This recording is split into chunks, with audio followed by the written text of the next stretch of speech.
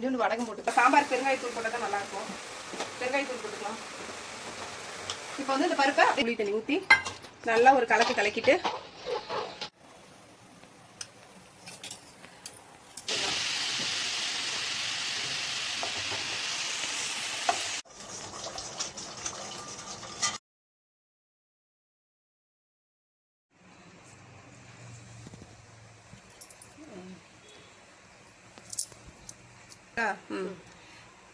பருப்பு சாம்பார் வைக்கலாம்.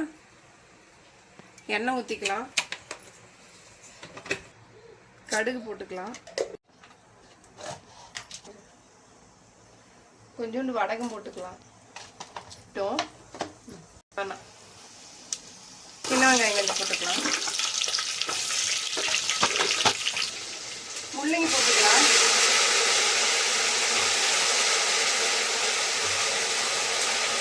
சாம்பாருக்கு வந்து முள்ளங்கி, கத்திரிக்காய், முருங்கைக்காய் எல்லாம் போட்டு கலவை சாம்பார் மாதிரி வைக்கிறோம்.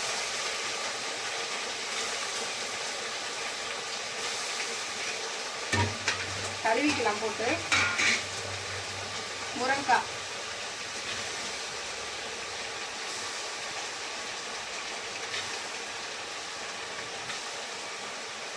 எல்லாம் போட்டு நல்லா வணக்கி விட்டு பருப்பு ஊற்றி சாம்பார் வச்சிருக்கோம்.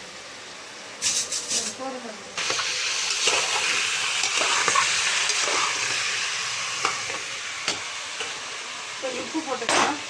உப்பு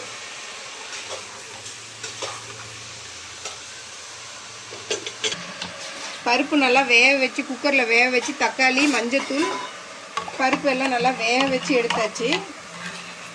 பெருங்காயத்தூள் போட்டுக்கலாம். சாம்பாருக்கு பெருங்காயத்தூள் போட்டால் தான் நல்லாயிருக்கும். பெருங்காயத்தூள் போட்டுக்கலாம்.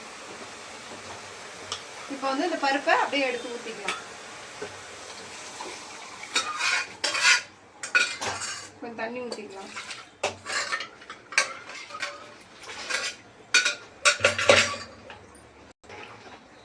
ஒரு ஸ்பூன் சாம்பார் பொடி, வீட்டில் அரைச்சதாக இருந்தாலும் சரி, கடை சாம்பார் பொடியாக இருந்தாலும் சரி, ஒரு 3 ஸ்பூன்.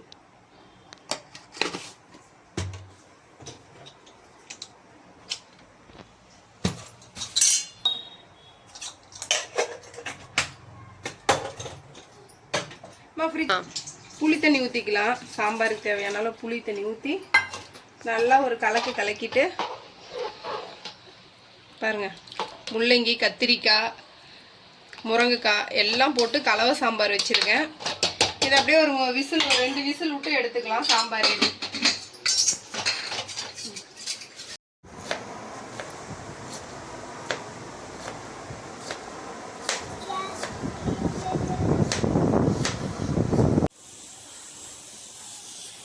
எண்ணெய் ஊற்றிக்கலாம்.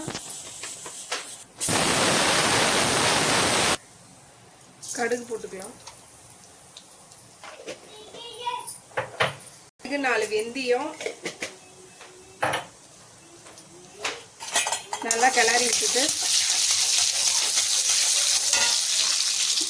மிளகு ஜீரகம், நான் பச்சை மிளகாய் போடுவேன் ரசத்துக்கு. மிளகு ஜீரகம், பச்சை மிளகா, பூண்டு எல்லாம் போட்டு வணக்கி விட்டுட்டு இதில் பாருங்க புளி, தக்காளி, கொத்தமல்லி தழை எல்லாம் போட்டு நல்லா கரைச்சி எடுத்துக்கணும். புளி, தக்காளி, மஞ்சத்தூள் கொஞ்சம், உப்பு. நான் ரசத்துக்கு சாம்பாருக்கு வெல்லம் போடுவேன்.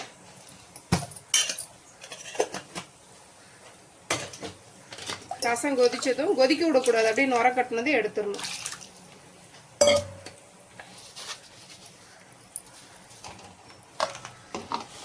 நுர கட்டினது எடுத்துடணும்.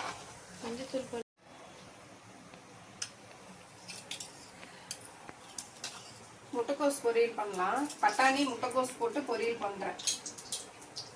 எண்ணெய் ஊற்றிக்கிட்டு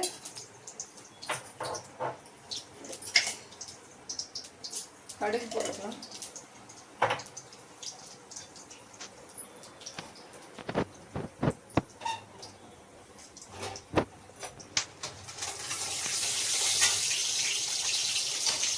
கருவேப்பிலை 2 எடுக்குடி ஃப்ரிட்ஜில் பொரிஞ்சிருச்சு. கருவேப்பிலை, பச்சை மிளகா, பெரிய வெங்காயம், பச்சை மிளகா,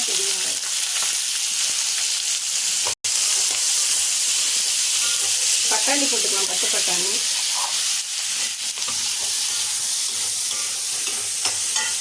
இது வணங்க உப்பு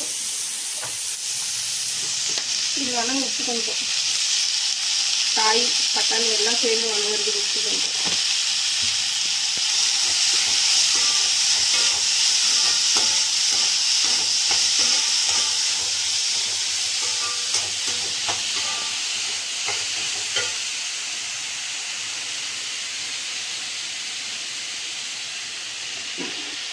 முட்டைக்கோஸ் போட்டுக்கலாம்.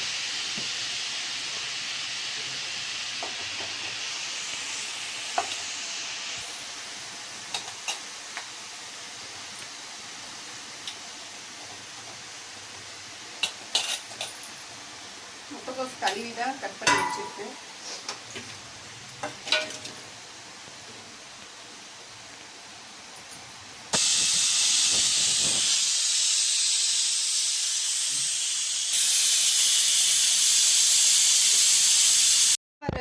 சவுண்டு வந்து இறக்கியாச்சு பாருங்க. கொத்தமல்லி தழை போட்டுருக்கோம். கொத்தமல்லி தழை போட்டு ஒரு 5 நிமிஷம் கொதிக்க விட்டா போதும். எப்பயுமே குக்கரில் சாம்பார் வச்சோம்னா சவுண்டு போய் மூடி ரிலீஸ் பண்ணிட்டு அதுக்கப்புறம் ஒரு 5 நிமிஷம் கொதிக்க விட்டா தான் அந்த சாம்பார் நல்லா இருக்கும்.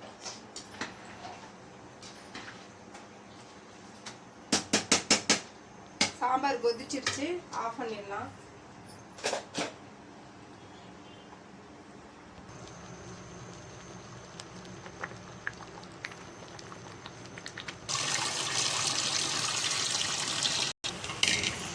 சாம்பாருக்கு தேங்காய் போட்டு, சாம்பாருக்கு தேங்காய் போட்டால் நல்லாயிருக்கும்.